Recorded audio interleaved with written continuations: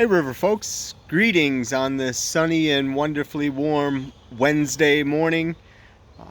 I have stumbled on something that I really wanted to share with you, and it's this. And that's a log from a mulberry tree that I cut down a couple months ago and just stacked it in this pile with this other brush. And if you'll notice, it's like budding. It's growing branches right off of it. And I'm reminded of a word that Rob had spoken to us a few weeks back about the root in the fruit.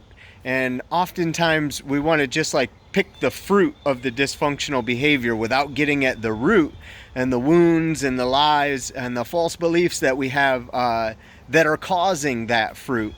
And what this log has reminded me of is that there are things in our life that will require continuous attention.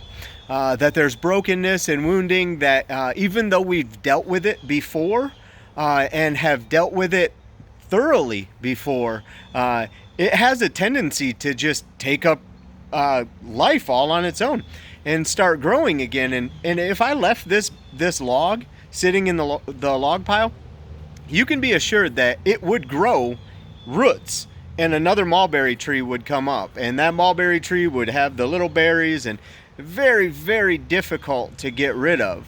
And so it is with some of the stuff in our lives. And I'm reminded, especially where I see our congregation now, where I see people right now, and I'm so grateful for our people speaking up against injustices and inequalities and speaking into the current climate where we find ourselves, because the gospel, as it sets us free, it calls us to be agents for social justice and for radical transformation. And we should take political stances, and we should be advocates for change and for justice and for mercy in the world around us, just as God in Christ does that for us. But what I want to be is a voice that reminds us that as we're looking out there and we're reminded of everything that's wrong with the world and we're quick to see it in other people, that we still have things in our life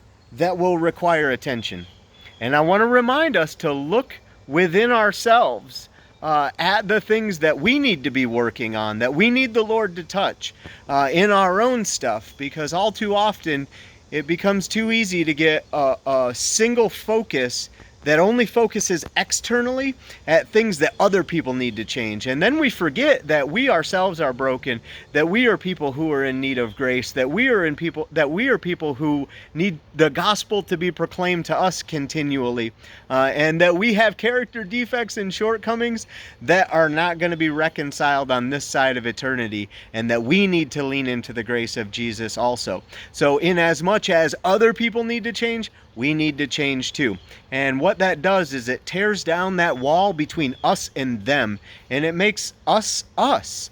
And it makes us far more loving and compassionate and empathetic. So that's a word I wanted to share with you. I'm grateful for each and every one of you, and I will see you soon.